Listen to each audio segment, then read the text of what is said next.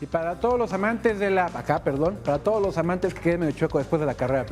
para todos los amantes de la UFC, que no son pocos y cada vez al contrario son más, el próximo 2 de septiembre se ponen a la venta ya los boletos para lo que será la tercer cartelera de esta empresa aquí en la capital del país.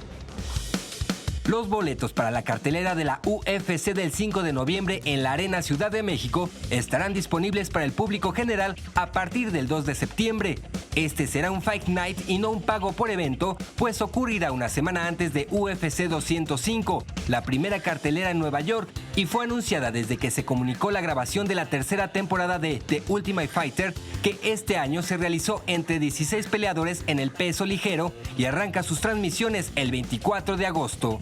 Así, se celebrará la tercera función de la promotora en la Ciudad de México, luego de los eventos numerados de 180 en noviembre de 2014 y 188 en junio de 2015. Como ha sucedido en las ediciones anteriores, habrá preventas con tarjetas de crédito seleccionadas y para los integrantes del Fight Club, los precios serán anunciados por la promotora durante las siguientes semanas. Alejandro González, 21 Noticias.